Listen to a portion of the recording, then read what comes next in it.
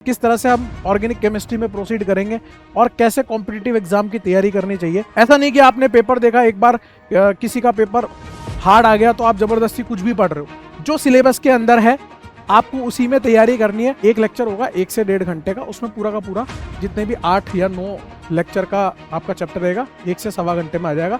वो बहुत बेहतरीन चीज है। जब आप लाइव लेक्चर देखते हो तो आपको बिल्कुल ऐसा फील आता है जैसे मैं आपके पास में रह के आपको पढ़ा रहा हूँ। बहुत अच्छा इंटरेक्शन रहता है, तो लाइव लेक्चर को फॉलो करें। जब आप ये सभी पॉइंटर्स को ध्यानपूर्वक कर लेते हो तो आप कोई भी कॉम्पिटिटिव एग्जाम को बहुत बढ़िया रैंक के साथ क्रैक कर सकते हो। अब इन्हीं को थोड़ा सा चौड़ में समझते हैं कि कैसे इनके साथ डील करना है। नमस्कार बच्चों, स्वागत है आप सभी का आज के सेशन में। आज का सेशन अपन ने नीट 2026 में किस तरह की स्ट्रेटेजी अपन लोगों को फॉलो करनी चाहिए उसके लिए कंप्लीट रोड मैप मैं आपको देने वाला हूं कि ऑर्गेनिक केमिस्ट्री में हम लोग किस तरह से प्रोसीड करेंगे, किस तरह से हम ऑर्गेनिक केमिस्ट्री में प्रो बन सकते हैं। सबसे पहली बातचीत जो मैं आपसे करना चाहता हूं वो ये करना चाहता हूं कि जो तैयारी, जो सपना आप देख रहे हो वो आपका खुद का होना चाहिए। जोर जबरदस्ती से लिया हुआ डिसीजन नहीं होना चाहिए, क्योंकि इस एग्जाम की तैयारी करने के लिए या कोई भी कॉम्पिटिटिव एग्जाम की तैयारी करने के लिए सबसे ज्यादा मेहनत आप ही की लगेगी, सेकंड नंबर पे हमारी लगेगी। तो सबसे पहले तो ये डिसीजन आपका खुद का होना चाहिए। दूसरी इंपॉर्टेंट बात, जब आपने डिसीजन बना ही लिया है तो फिर दूसरा कोई पॉइंट नहीं सोचना है, सारा त्याग तपस्या लगा देनी है। मतलब फिर इफ एंड बट्स नहीं होने चाहिए, पूरी तरह से आपको कंप्लीटली डिवोट हो जाना चाहिए इस एग्जाम के प्रति। 1 साल की बात है, 1 साल के अंदर अपन बेहतरीन तरीके से तैयारी कर लेंगे और अपने ड्रीम को अचीव कर लेंगे। आइए थोड़ी सी बातचीत करते हैं आपसे किस तरह से हम ऑर्गेनिक केमिस्ट्री में प्रोसीड करेंगे और कैसे कॉम्पिटिटिव एग्जाम की तैयारी करनी चाहिए। सबसे पहली बात तो यह है कि अंडरस्टैंड कॉम्पिटिटिव एग्जाम। कोई भी कॉम्पिटिटिव एग्जाम अगर आप दे रहे हैं, कोई भी दे रहे हैं, मैं नीट की बात नहीं कर रहा, कोई भी कॉम्पिटिटिव एग्जाम आप दे रहे हैं या लाइफ में आगे भी देंगे, तो उसके लिए कुछ पॉइंटर्स होते हैं जो आपको ध्यान रखने चाहिए। सबसे पहली चीज तो आपको उस कॉम्पिटिटिव एग्जाम का सिलेबस पता होना चाहिए कि कितना सिलेबस है, आपके सिलेबस के अंदर क्या क्या है। जबरदस्ती की इनफ तैयारी करने का कोई सेंस नहीं बनता गुड्डू भैया, ध्यान रखिएगा।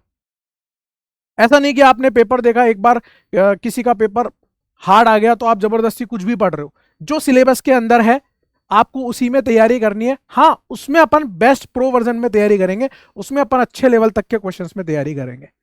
दूसरी चीज, जब भी आप किसी भी चीज की तैयारी करते हो तो आपके पास क्या क्या प्रैक्टिस के सोर्स है। जैसे हम लोग आपको क्या क्या प्रैक्टिस के सोर्सेज देने वाले हैं वो अभी थोड़ी देर में मैं रिवील कर दूंगा। थोड़ा बहुत आपको भी पता रहता है कि डीपीपीज वगैरह मिलती है, प्रैक्टिस शीट मिलती है, ये सारी चीजें मिलती है। तो प्रैक्टिस सबसे इंपॉर्टेंट होती है किसी भी एग्जाम को क्लियर करने के लिए। तो पहले आपको सिलेबस पता होना चाहिए, पूरा सिलेबस आपको कवर करना आना चाहिए, और उसके बाद आपको ये पता होना चाहिए कि प्रैक्टिस कैसे करनी है। फिर उसके बाद है रिवीजन। जब आप अच्छे से सिलेबस कवर कर लेते हो, बढ़िया से प्रैक्टिस कर लेते हो, अब चीजें हम भूलते चले जाते हैं क्योंकि सिलेबस बहुत वास्ट होता है, तो उसको बार बार हमें रिवीजन भी करना पड़ता है। तो आपके पास एक प्रॉपर रिवीजन स्ट्रैटेजी होनी चाहिए, वो भी अभी मैं आपको बता दूंगा ऑर्गेनिक केमिस्ट्री में कैसे रिवाइज करना है। जब आप यहां तक पहुंच जाओगे उसके बाद सबसे इंपॉर्टेंट होता है टेस्ट। आप कहां पे खड़े हो वो आपको असली औकात जो बताता है वो टेस्ट बताता है। टेस्ट के अंदर क्या होता है, आपको ज्यादा से ज्यादा टेस्ट देने होते हैं और उससे भी इंपॉर्टेंट उस टेस्ट का एनालिसिस करना होता है। मैंने यहां पर 2 बार रिवीजन का पॉइंटर लिखा है। एक बार रिवीजन वो है जो आप टेस्ट के पहले कर रहे हो, एक बार रिवीजन वो है जो आप टेस्ट के बाद करोगे, क्योंकि जब आप टेस्ट दोगे उसके बाद आपको एनालिसिस करने पे ये पता चलेगा कि कहाँ पे आप सिली मिस्टेक्स कर रहे हो, कहाँ पे आपके अंदर कोई कॉन्सेप्ट ही वीक है या कोई टॉपिक आपको बिल्कुल ही नहीं आता है। तो उन सबको आप लिख के कि हाँ भाई मैं यहाँ पे वीक हूँ, उसको आपको रिवाइज करना है या उसको आपको दोबारा पढ़ लेना है। जब आप ये सभी पॉइंटर्स को ध्यानपूर्वक कर लेते हो तो आप कोई भी कॉम्पिटिटिव एग्जाम को बहुत बढ़िया रैंक के साथ क्रैक कर सकते हो। अब इन्हीं को थोड़ा सा चौड़ में समझते हैं कि कैसे इनके साथ डील करना है। अभी मैंने आपको ब्यौरा दिया है कि ये चीजें किसी भी कॉम्पिटिटिव एग्जाम को करने के लिए जरूरी रहती है। नेक्स्ट बात करते हैं कि हम कैसे प्रो बन सकते हैं ऑर्गेनिक केमिस्ट्री के अंदर। मैं आपको ऑर्गेनिक केमिस्ट्री पढ़ाऊंगा, तो how will we become a pro in organic chemistry. हम कैसे प्रो बन सकते हैं ऑर्गेनिक केमिस्ट्री के अंदर, तो ये पूरा का पूरा रोड मैप है जो हमारे द्वारा आपको दिया जाएगा। सबसे पहले तो आपको ब्लाइंडली जो है लेक्चर को फॉलो करना है, कोई नेतागिरी नहीं करनी है। लेक्चर को काइंडली मेरी आपसे एक रिक्वेस्ट है कि लाइव फॉलो करें। जब आप लाइव लेक्चर देखते हो तो आपको बिल्कुल ऐसा फील आता है जैसे मैं आपके पास में रह के आपको पढ़ा रहा हूँ, बहुत अच्छा इंटरेक्शन रहता है। तो लाइव लेक्चर को फॉलो करें। मैं आपको पूरा ब्लैंक स्लाइड से पढ़ाऊंगा। अभी भी मैंने जो ये पूरा बनाया है वो एक ब्लैंक स्लाइड पे बनाया, आप देख पा रहे होंगे। मेरी हमेशा से एक ही हैबिट रही है कि मैं ब्लैंक स्लाइड पे ही पढ़ाता हूँ। तो पूरा का पूरा लाइव लेक्चर आप अटेंड करें, ब्लैंक स्लाइड पे मैं आपको पढ़ाऊंगा और वो पूरी स्लाइड भर जाएगी, वही आपके नोट्स हैं। तो आपको नोट्स भी खुद से बनाने हैं दोस्त, बात समझ गए। लेक्चर अटेंड करने के बाद आपको क्या करना है दोस्त, आपको नोट्स बनाने हैं, समझ रहे हो आप। और उसके बाद आपको क्या करना है दोस्त, उसके बाद आपको क्वेश्चन की प्रैक्टिस करनी है। डीपीपीज है, पीवाईक्यूज है, एएनपी है, प्रैक्टिस शीट है। अब देखिए सर, लाइव लेक्चर करने के बाद आपने नोट्स बना लिए, नोट्स बनाने के बाद आपको खूब सारे क्वेश्चन प्रैक्टिस करनी है जो अपन लाइव लेक्चर के अंदर ही कर रहे होंगे। तो एक क्वेश्चन प्रैक्टिस का लॉट आपको लाइव लेक्चर के अंदर मिलेगा। उसके बाद हर लेक्चर के बाद आपको डीपीपी मिलेगी, डेली प्रैक्टिस प्रॉब्लम, जिसमें 10 से 15 या 15 से 20 क्वेश्चंस रहेंगे, जिसमें मीडियम, इजी और हार्ड सभी तरह के क्वेश्चंस रहेंगे जो भी अभी तक एग्जाम में 2025 का एग्जाम हुआ है, 2016 का एग्जाम हुआ, जैसा भी एग्जाम्स आए हैं उसके अकॉर्डिंगली हमने डीपीपीज को प्लान कर रखा है। तो आपको वो डीपीपीज लगानी है। उसके बाद पीवाईक्यूज जो है वो मैं आपको क्लास में कराऊंगा, और इस पीवाईक्यू के अंदर जो है वो क्या क्या रहने वाला है वो भी बता देता हूँ। इसमें मैं नीट के क्वेश्चंस रखूंगा प्रीवियस ईयर के, प्लस जेई मेंस के क्वेश्चंस रखूंगा, प्लस रिलेवेंट जेई एडवांस के क्वेश्चन रहेंगे। जबरदस्ती वाले नहीं रहेंगे, जो आपके सिलेबस में है उसके अकॉर्डिंग बात करेंगे। जबरदस्ती हमें जेई एडवांस की तैयारी नहीं करनी है, जो भी रिलेवेंट जेई एडवांस के क्वेश्चन है वो रख लेंगे, जबरदस्ती नहीं रखेंगे। तो NEET, JEE mains, JEE advance, तो आपका पूरा प्रीवियस ईयर का क्वेश्चंस का कोटा यहां से पूरा हो जाएगा। बेहतरीन तरीके से आपको पता चल जाएगा कि हाँ आप कहाँ स्टैंड कर रहे हो। एक और बात मैं आपको यहाँ बता दूं, जो पीवाईक्यूज होते हैं वो हमेशा मैं चैप्टर के एंड में कराता हूँ। बीच बीच में आप मुझसे कभी भी ये मत पूछिएगा दोस्त कि सर पीवाईक्यू करा दो, पीवाईक्यू करा दो। पीवाईक्यू जब पूरा चैप्टर खत्म हो जाता है तब आपको पीवाईक्यू करने चाहिए, क्योंकि जब जेई मेंस या जेई एडवांस के क्वेश्चंस आप देखते हो तो वो टॉपिक्स इंटरकनेक्टेड वाले क्वेश्चंस पूछता है।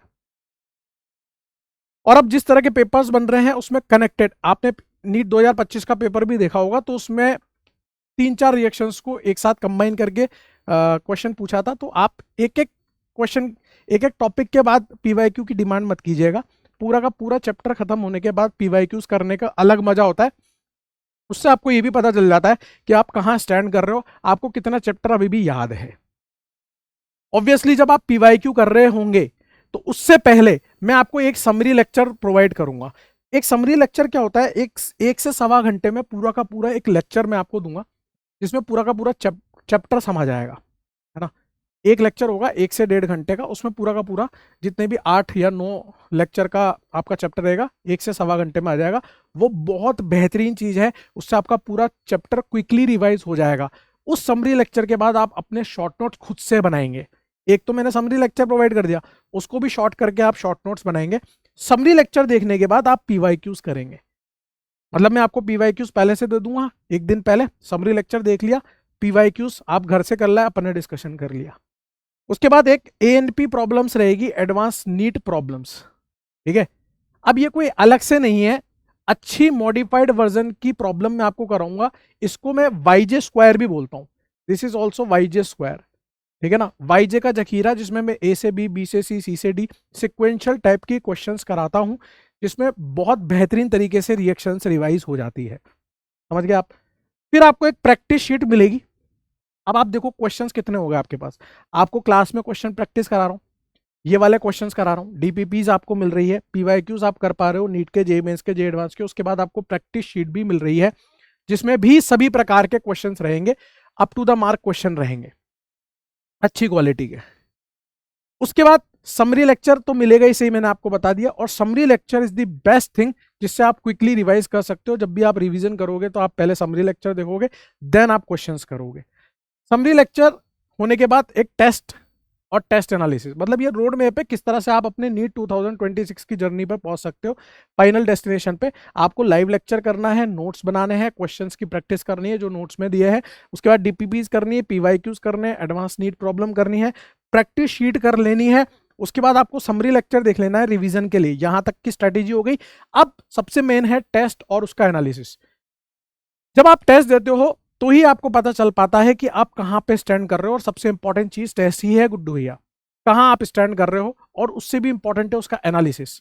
मैंने अभी थोड़ी देर पहले भी ये बात बोली, उसमें ही आपको पता चलेगा कि आप कहाँ पे सिली मिस्टेक कर रहे हो, कहाँ पे आपका पूरा का पूरा टॉपिक ही गायब है, कहाँ पे आपका जो है कोई पॉइंट आप भूल गए या कोई कॉन्सेप्ट आपको याद नहीं आ रहा है, तो वो आपको टेस्ट से पता चलेगा। जितने ज्यादा से ज्यादा आप टेस्ट दोगे या टेस्ट सीरीज दोगे, यहां पे आप लॉट्स ऑफ टेस्ट देने हैं आपको, और साथ ही साथ जितनी टेस्ट सीरीज हो सकती है सब देनी है। फाइनल डेस्टिनेशन आपका नीट 2026, जहां पे आप बेहतरीन रैंक लेके खड़े होंगे, ठीक है ना, स्टेज पे। ये पूरा का पूरा रोड मैप आपका रहने वाला है। फिर से बोल रहा हूँ, कोशिश यही कीजिएगा कि लेक्चर लाइव देखें। हाँ, हो सकता है कभी कभार ऐसा हो जाता है कि बीमार हो गए, कुछ हो गए, तो उस केस में आप रिकॉर्डेड वर्जन भी देख सकते हो। नोट्स आपको खुद से बनाने हैं। जब आप नोट्स बनाते हो ना हाथ से, तो वो मतलब एक सेकेंडरी मेमोरी में चला जाता है ना। जब आप हाथ से लिखते हो ना, तो चीज़ें भूलते नहीं हो, एक पिक्चराइज मेमोरी बन जाती है उसकी, है ना। क्वेश्चंस प्रैक्टिस तो सबसे ज़्यादा इंपॉर्टेंट है इसे। ये पूरा एक तरीका है जिससे आप ऑर्गेनिक केमिस्ट्री में प्रो हो सकते हो। हम कैसे ऑर्गेनिक केमिस्ट्री में प्रोसीड करेंगे, अभी मैंने आपको बताया कि हम बैच के अंदर आपको क्या क्या देने वाले हैं और किस तरह से आपको प्रोसीड करना है ऑर्गेनिक केमिस्ट्री में, लाइव लेक्चर्स वगैरह ये सब। अब कैसे हम ऑर्गेनिक केमिस्ट्री का फ्लो बनाएंगे। ऑर्गेनिक केमिस्ट्री में बहुत बढ़िया से तैयारी करने के लिए आपको ये इनऑर्गेनिक के 2 चैप्टर्स अच्छे से आने चाहिए, और ये ओसी से पहले पढ़ा दिए जाएंगे आपको, पीरियोडिक टेबल और केमिकल बॉन्डिंग। इसका पूरा पूरा यूज इन चैप्टर्स के अंदर है। अगर ये 2 चैप्टर्स आपके बहुत अच्छे से तैयार हैं, तो आप बाकी की ऑर्गेनिक केमिस्ट्री बहुत इजीली समझ सकते हो, ठीक है। तो ये आपके बहुत बेहतरीन होने चाहिए, ये दोनों के दोनों चैप्टर्स इनऑर्गेनिक से। फिर आपका एक लॉट बनता है आईयूपीएसी, आइसोमेरिज्म, जीओसी। ये सारे के सारे फिर चैप्टर है hydrocarbon, halo alkanes, alcohol, phenol, ether, aldehyde, ketone, carboxylic amines, biomolecules और purification and qualitative quantitative analysis. ये पूरे के पूरे कंप्लीट चैप्टर्स हैं ऑर्गेनिक केमिस्ट्री के अंदर। इनमें से देखो, एक चीज ध्यान से समझना, ऑर्गेनिक केमिस्ट्री एक कनेक्टेड सब्जेक्ट है गुड्डू भैया। उसको पढ़ने का एक पैटर्न है, और उसी पैटर्न को आपको फॉलो करना पड़ेगा। आप ऐसे बीच में से उठ के नहीं कर सकते कि अरे मेरा मन कर रहा है मैं अल्कोहल, फिनॉल, ईथर पढ़ लूं, मेरा मन कर रहा है मैं हेलो एल्केन पढ़ लूं, मेरा मन कर रहा है मैं जीओसी पढ़ लूं। ऐसे नहीं चलना है, आपको एक तरीके से ही चलना पड़ेगा। हर एक लेक्चर दूसरे लेक्चर से कनेक्टेड रहेगा। अगला लेक्चर आपको तभी समझ में आएगा जब आप पिछला लेक्चर अच्छे से समझ चुके होंगे। बात समझ गए। तो सबसे पहले आपको आईयूपीएसी तैयार करना है, फिर आइसोमेरिज्म तैयार करना है, फिर जीओसी तैयार करना है। जब ये आपका बेहतरीन तरीके से तैयार हो जाएगा, ये जितने भी चैप्टर्स है इसमें जहां पर भी आईयूपीएसी और कॉमन नेमिंग वाला पार्ट है, वो सारा का सारा मैं यहीं पे आपको पढ़ा दूंगा आईयूपीएसी के अंदर ही, ठीक है ना। जब आपके पूरा का पूरा तैयार हो जाएगा, मतलब आपके शस्त्र आराम से तैयार हो गए हैं, जीओसी पढ़ने के बाद आप बहुत कॉन्फिडेंट फील करोगे, तब हम रिएक्शंस वाले चैप्टर में हम घुस पाएंगे। रिएक्शंस वाले चैप्टर में सबसे इंपॉर्टेंट चैप्टर है हाइड्रोकार्बन। जैसे ही आप हाइड्रोकार्बन पढ़ लेते हो, बाकी के सारे चैप्टर उससे इंटरकनेक्टेड है। तो हाइड्रोकार्बन में हम बाकी के सारे चैप्टर्स को भी कनेक्ट करके पढ़ लेंगे पहले से ही। जब हाइड्रोकार्बन पूरी तरह से खत्म हो जाएगा, तो हेलो एल्केन्स, हेलो एरेंस में कुछ नई रिएक्शंस आएंगी, बाकी सब पुरानी ही चल रही होंगी, तो आपका रिवीजन चल रहा होगा। फिर अल्कोहल, फिनॉल, ईथर में कुछ नई रिएक्शंस आएंगी, बाकी इन दोनों में पहले ही हम पढ़ चुके होंगे। अल्डिहाइड, कीटोन में कुछ नई रिएक्शंस आएगी, बाकी हम पहले ही पढ़ चुके होंगे। अमीन्स में कुछ नई रिएक्शंस आएगी, बाकी हम पहले ही पढ़ चुके होंगे। तो लगातार बेहतरीन तरीके से हमारा रिवीजन होता चला जाएगा। फिर आपने एक सुना होगा प्रैक्टिकल ऑर्गेनिक केमिस्ट्री, पीओसी। तो इन्हीं चैप्टर के अंदर पीओसी रहती है, प्रैक्टिकल ऑर्गेनिक केमिस्ट्री। इनके टेस्ट रहते हैं, जैसे एल्कीन के टेस्ट, एल्काइन के टेस्ट, या फिर अल्कोहल के टेस्ट होते हैं, अल्डिहाइड, कीटोन के टेस्ट होते हैं, अमीन्स के टेस्ट होते हैं। तो इन्हीं चैप्टर्स के अंदर हम इनकी प्रैक्टिकल ऑर्गेनिक केमिस्ट्री को भी डील करते जाएंगे। इनकी रिएक्शंस आप भूले ना, उसके लिए मैंने वाईजे स्क्वायर वाली प्रॉब्लम्स बना रखी है। वाईजे स्क्वायर वेरी इंपॉर्टेंट होता है। वाईजे स्क्वायर में मैं क्या कराता हूँ, ए से बी, बी से सी, सी से डी, इस टाइप के क्वेश्चंस हम लोग प्रोसीड करेंगे, जिससे आप पुरानी रिएक्शंस आपकी रिवाइज होती रहेगी, आप भूलोगे नहीं, ठीक है ना। बहुत इंपॉर्टेंट क्वेश्चंस होते हैं वाईजे स्क्वायर। वाईजे स्क्वायर की कॉपी, मतलब आप नोट्स में तो लिखे रहो, एक कॉपी आप अलग से और बना लीजिएगा, जिसमें आपके सारे वाईजे स्क्वायर लिखे हों। 100 से 150 वाईजे स्क्वायर अपन कंप्लीटली कर लेंगे, और उन्हीं को अगर आप वापस से लगा लोगे ना एग्जाम से पहले, टिप्स पे होगी आपकी ऑर्गेनिक केमिस्ट्री।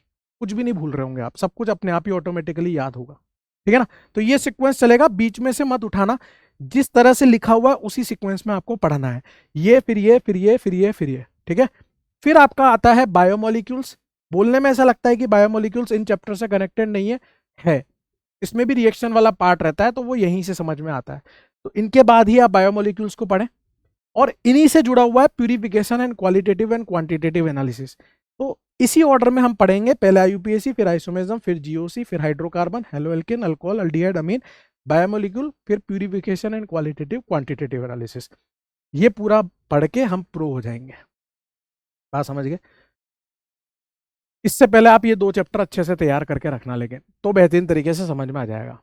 फिर कैसे ऑर्गेनिक केमिस्ट्री को रिवाइज करना चाहिए, तो देखो ये जो आईयूपीएसी, आइसोमेरिज्म और जीओसी वाला चैप्टर है, इसको रिवाइज करने का क्विक तरीका है, जो मैं समरी लेक्चर आपको दूंगा 1 से सवा घंटे का, वो समरी लेक्चर से आपको गो थ्रू होना है। जब भी आपका मन करे, जब भी आपका 7 दिन में, 15 दिन में, 1 महीने में, जब भी आप कोई भी चैप्टर रिवाइज करोगे, कोई भी सब्जेक्ट में, मैं तो कह रहा हूं कोई भी सब्जेक्ट में करो, तो उसका पहले समरी लेक्चर देखो, उसके बाद उसके क्वेश्चंस करो। क्या होता है, जब हम पूरे पूरे नोट्स पढ़ने लग जाते हैं तो नोट्स में ही हमारा टाइम बीत जाता है, वो सब नहीं करना अपने को। फिर नोट्स में टाइम बीत गया 6 से 7 घंटे अपन ने नोट्स में बिता दिए, उसके बाद अपने को ऐसा लग रहा है कि अरे यार अब छोड़ो यार, फिर वो मेन चीज तो अटक ही गई ना, वो क्वेश्चंस तो आपने करे ही नहीं। इसलिए उसका इलाज अपन ने निकाल लिया कि अपन समरी लेक्चर से क्विकली रिवाइज करेंगे, पूरा का पूरा चैप्टर आपका गो थ्रू हो जाएगा। उसके बाद आप क्वेश्चंस करोगे, जैसे ही आप क्वेश्चंस करोगे आपका कॉन्फिडेंस बूस्ट अप हो जाएगा। तो इन 3 चैप्टर के लिए समरी लेक्चर, फिर क्वेश्चंस करने, फिर जो रिएक्शन वाले चैप्टर है, हाइड्रोकार्बन, हेलोएल्केन, ये सारे के सारे, इसमें आपको रिएक्शंस लिख लिख के देखनी है। रिएक्शंस को जितनी बार लिखोगे, ऐसे मतलब आपने एक खाली पेपर ले लिया, और उस खाली पेपर के अंदर, जैसे आपने एक खाली पेपर ले लिया, मान लीजिए कोई भी, ठीक है ना, कोई भी खाली पेपर ले लिया, और उस पर आप बार बार रिएक्शंस को लिख रहे हो, जितनी रिएक्शंस याद आ रही है, जैसे हाइड्रोकार्बन वाला चैप्टर पकड़ लिया, और उसकी कोई भी रिएक्शंस, एल्केन वाला पार्ट पकड़ लिया, एल्केन की जितनी रिएक्शन खुद से याद आ रही है, लिखते रहो लिखते रहो। कोई भी मतलब ऐसे रैंडमली कभी भी बैठे हो, किसी के साथ गॉसिप कर रहे हो, ले यार थोड़ी देर 10 मिनट में मेरे को शांति चाहिए, तो आपने अल्कोहल वाला चैप्टर उठाया, उसकी रिएक्शंस खुद से लिख रहे हो लिख रहे हो लिख रहे हो लिख रहे हो, देखो कि याद आ रही है कि नहीं आ रही। जितनी बार रिएक्शंस लिख लिख के देखोगे, एक ही तरीका है रिएक्शंस को याद करने का, रिएक्शंस को लिख लिख के देखो। उसके बाद समरी लेक्चर और क्वेश्चंस, वही पैटर्न यहां पर भी अपनाना है, ताकि आपका टाइम वेस्ट ना हो, एनर्जी वेस्ट ना हो। अब कैसे आप रिएक्शंस को और कैसे अच्छे से रिवाइज कर सकते हो, इस तरह की आप A4 साइज के पेपर पे टेबल बना लीजिए। उसमें यहां पे आप सबस्ट्रेट मतलब रिएक्टेंट लिख लीजिए, यहां पर उसका रिएजेंट, यहां पर इंटरमीडिएट, यहां प्रोडक्ट लिख लीजिए, यहां पर रिमार्क्स और नेम जो भी आप लिखना चाहें। 2 कॉलम आप एक्स्ट्रा बना लीजिए, कभी कोई अच्छा क्वेश्चन आपको टेस्ट में दिख जाए, ठीक है ना, या एनसीईआरटी से कुछ अच्छी चीज दिख जाए, तो आपको रिमार्क्स वाले कॉलम या अगले वाले कॉलम में डाल सकें, ठीक है ना। तो इस तरह की आप A4 साइज के पेपर पे प्रैक्टिस रखिए रिएक्शंस को याद करने की, एक ऐसा का ऐसा चार्ट बना के रखिए, ताकि जब आप रिवाइज कर रहे हो तो ये आपके शॉर्ट नोट्स का काम करेगी। क्लियर है? कोई भी रिएक्शन, जैसे मान लो आप अनसेचुरेटेड एल्कीन से अपन को बनाना है, एल्केन बनाना है, तो यहाँ पर आपने लिख लिया भाई सबस्ट्रेट क्या होता है, एल्कीन होता है, यहाँ लिख लिया H2 निकल हीट डालते हैं, ठीक है ना। इंटरमीडिएट वहाँ होता नहीं है, ट्रांजिशन स्टेट होती है। प्रोडक्ट क्या बनता है भाई साहब, एल्केन बनता है, ठीक है ना। फिर रिमार्क्स में क्या लिख लिया भाई, सिन एडिशन होता है, ऐसे करके लिख लिया। ऐसे करके लिखना है आपको बेसिकली, समझ गया? काम काम की चीज, भूलोगे नहीं कभी, क्योंकि आपने हाथ से मेहनत करके लिखा है, काम की चीज आपने खुद ना लिखी है, कैसे भूल जाओगे आप? बात समझ रहे हो मैं कहना क्या चाह रहा हूं? तो रिवाइज करने का तरीका भी मैंने आपको बता दिया। आपके मन में एक और प्रश्न आ रहा होगा कि सर एनसीईआरटी पढ़नी चाहिए या नहीं पढ़नी चाहिए।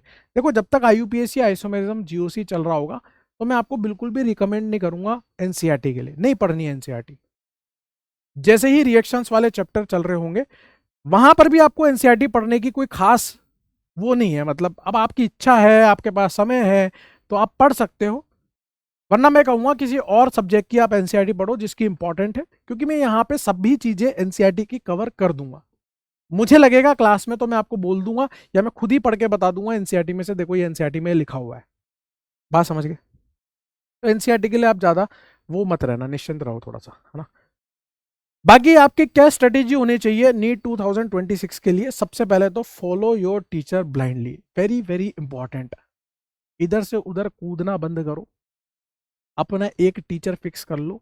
फिलहाल मैं यकीन 3.0 की बात कर रहा हूं, तो ये आपके पास 2 सेट ऑफ फैकल्टी है, एक एक टीचर आप चूज कर लीजिए जो भी आपके पसंदीदा है, और जिससे भी आपकी फ्रिक्वेंसी सेट हो जाती है। फ्रिक्वेंसी का खेल है सारा का सारा, और ज़्यादा इधर उधर कूदना बंद करिए, एक टीचर को चूज कर लीजिए, वरना आधा टाइम तो इसी में निकल जाता है। क्योंकि आप खुद सोचिए 6 सब्जेक्ट है आपके, ज़्यादा ही हैं बल्कि, फिजिक्स है, ऑर्गेनिक, इनऑर्गेनिक, फिजिकल और फिर बॉटनी, जूलॉजी, 6 सब्जेक्ट है। अगर आप ऐसे चूज करने में रह गए ना कि मैं इधर पढ़ूं उधर पढ़ूं, इधर करूं उधर करूं, तो आधा टाइम तो इसी में निकल जाएगा। तो आप एक टीचर पे स्टिक हो जाइए और ब्लाइंडली उसको फॉलो कीजिए। सभी टीचर में कैपेबिलिटी है इस ऑर्गेनाइजेशन की कि वो आपको बेहतरीन रैंक दिला सकते हैं। समझ गए आप? जो भी आपके पसंदीदा है, ऐसे कोई जिनसे भी फ्रिक्वेंसी सेट हो जाए। दूसरी चीज, अब जिस तरह का पैटर्न आ चुका है या जिस तरह के कॉम्पिटिटिव एग्जाम होने चाहिए, बेसिकली मैं तो कहूंगा ऐसे ही होने चाहिए। बुरा मत मानना दोस्त इस बात में, ठीक है ना? आप देखो उससे फायदा भी होता है, आपका जो कट ऑफ होता है वो थोड़ा सा डाउन चला जाता है और वो एक फेयर कंपटीशन हो जाता है। तो उसमें कॉन्सेप्चुअल स्टडी ही चलेगी, रट्टाफिकेशन नहीं चलेगा। फॉर्मूला याद कर लिया नहीं चलेगा, फॉर्मूला अप्लाई कर लिया नहीं चलेगा। तो go for conceptual study to deal any type of paper. आप कॉन्सेप्चुअली पढ़ें। ऐसा नहीं कि भैया ये क्वेश्चन देख लिया, रट लिया, 4 क्वेश्चन लगा लिया उसके जैसे, उससे काम नहीं चलेगा। आप कॉन्सेप्ट को पकड़िए कि हाँ भाई ये कॉन्सेप्ट होता है। अब इससे रिलेटेड अगर वो क्वेश्चन को घुमा भी देता है, लैंग्वेज को घुमा भी देता है, तो हम कर लेंगे क्योंकि हमें कॉन्सेप्ट आता है।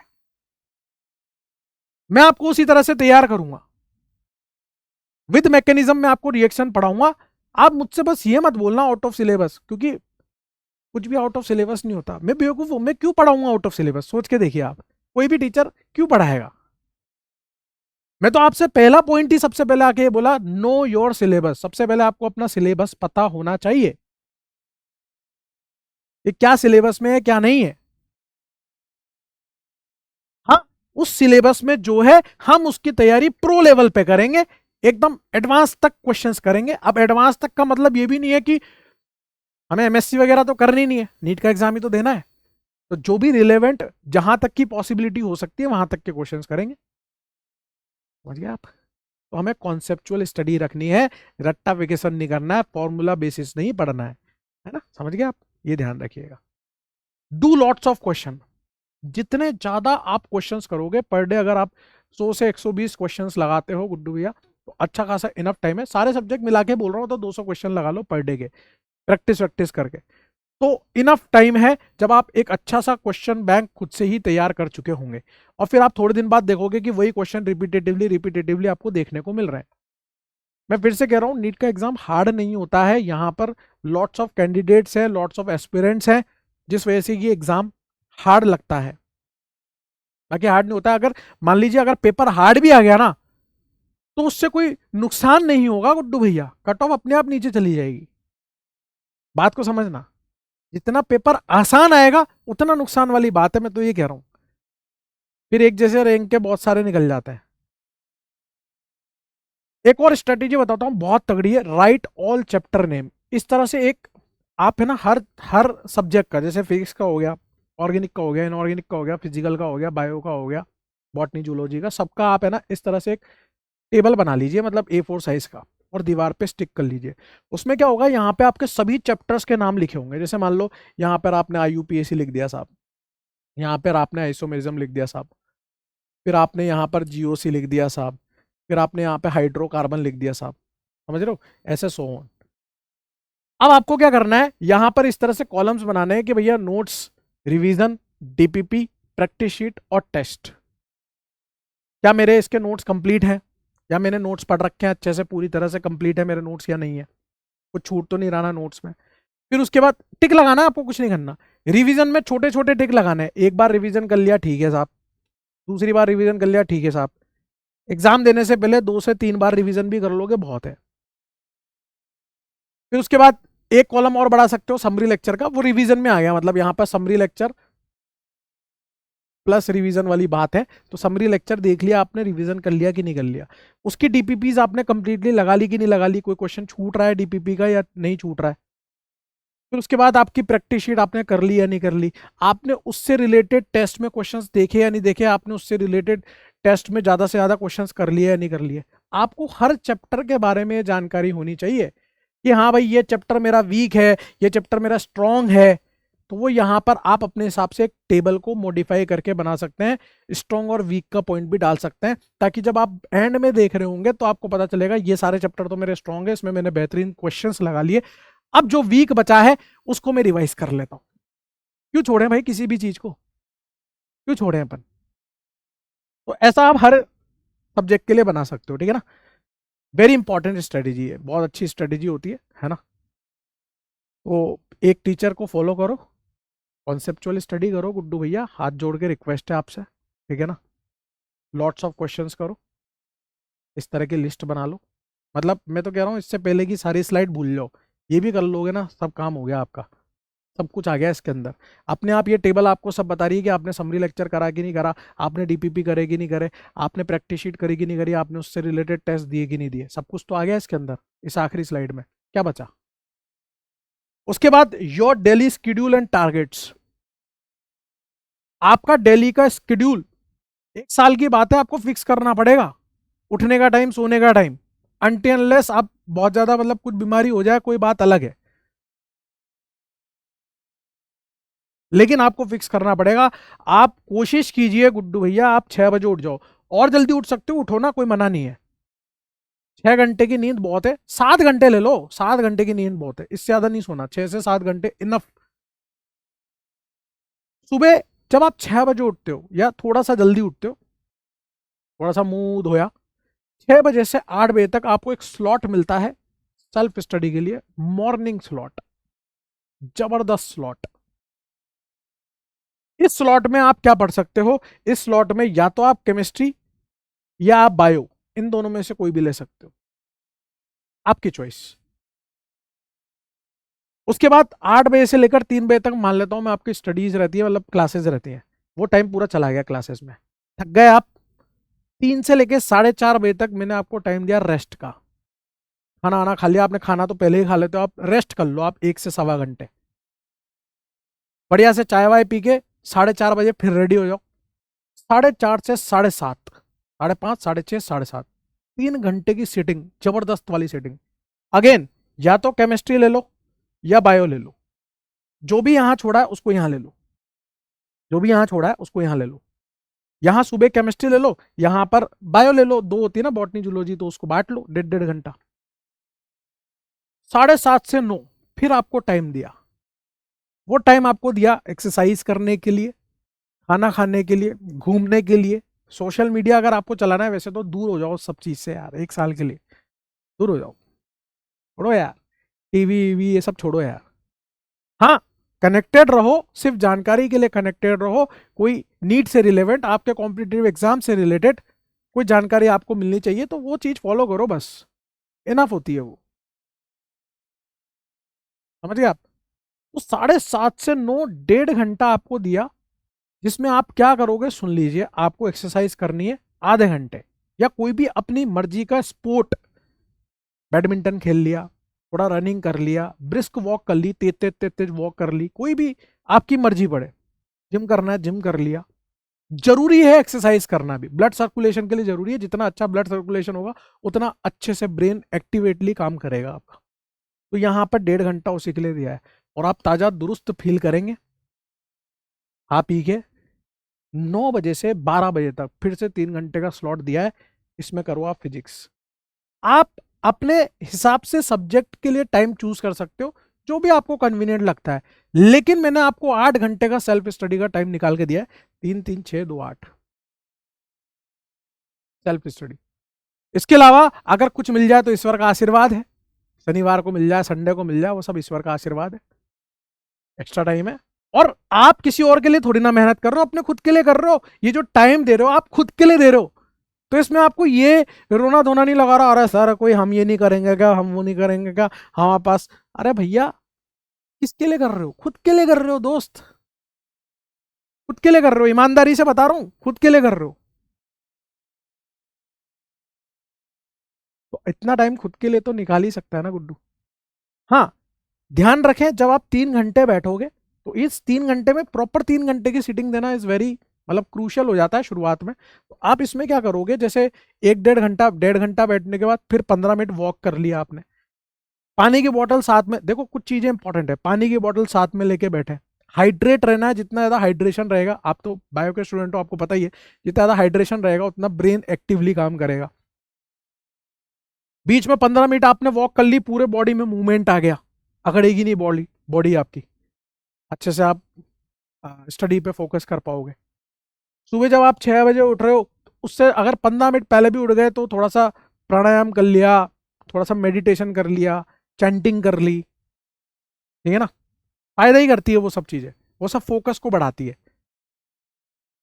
समझ गए आप बात को? आप समझदार हो, बाकी आप मैनेज कर लोगे इसमें। मैंने आपको 8 घंटे का सेल्फ स्टडी का टाइम निकाल के दिया है, जिसमें आपको DPP, practice sheet, notes revision, daily आपको जो नोट्स पढ़ाए जा रहे हैं, जो आपका लेक्चर कराया जा रहा है, उसको ऐसा नहीं कि आप मास्टर ने पढ़ा दिया, कॉपी बंद करी, क्वेश्चन लगाने बैठ गए, नहीं, जो भी पढ़ाया है आपको आज, आपको सबसे पहले जिस भी सब्जेक्ट का आप रिवीजन कर रहे हो, मान लो आप केमिस्ट्री का, ऑर्गेनिक केमिस्ट्री का रिवीजन कर रहे हो, तो आपको सबसे पहले जो मास्टर ने पढ़ाया उसको दिमाग में घुमाना है, ऐसे आंख बंद करके, अच्छा ये पढ़ाया था, फिर ये पढ़ाया था, अच्छा ये पढ़ाया था, पहले खुद से सोचना है, फिर नोट्स को एक बार ऐसे खंगाल के देखना है। समझ गए आप? इस तरह से पढ़ना होता है गुड्डू भैया, इस तरह से डेली बेसिस पे नोट्स को रिवाइज करना होता है। आपके दिमाग में नोट छपा हुआ होना चाहिए, कोई क्वेश्चन दिख जाए, अच्छा ये उस कलर की कॉपी में लिखा था मैंने, बीच में लिखा था मैंने, इस तरह से रिफ्लेक्ट होना चाहिए आपके अंदर, ये नहीं होना चाहिए।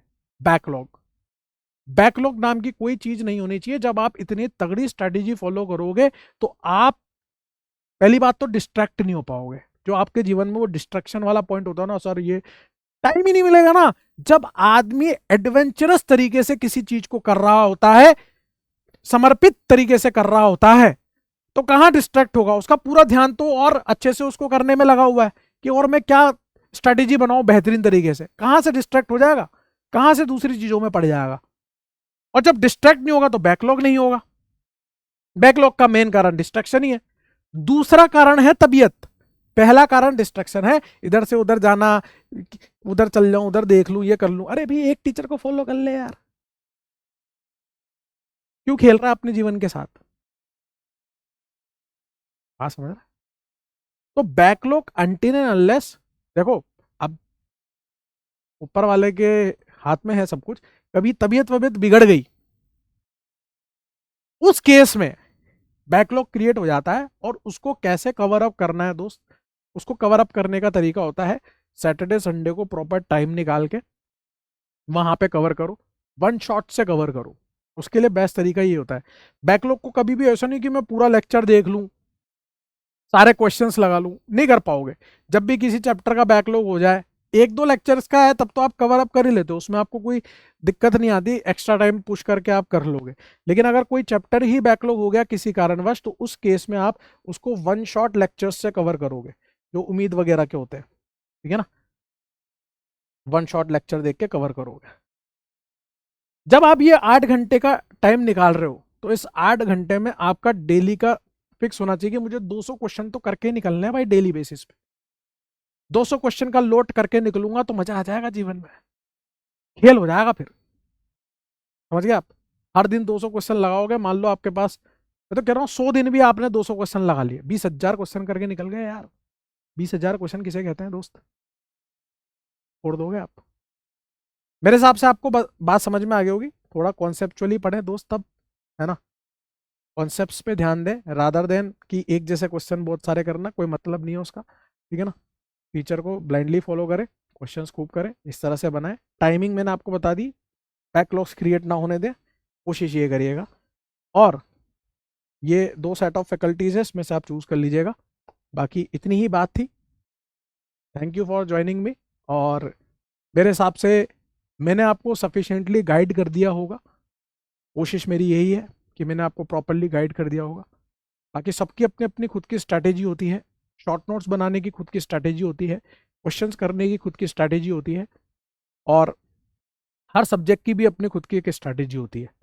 मैंने आपको ऑर्गेनिक केमिस्ट्री के लिए गाइड किया है, और बाकी एक कॉम्पिटिटिव एग्जाम को कैसे हैंडल करना चाहिए उसके लिए भी थोड़ी सी गाइडेंस दी है। होपफुली मैं अपनी बात सही ढंग से रख पाऊंगा। धन्यवाद सेठ जी।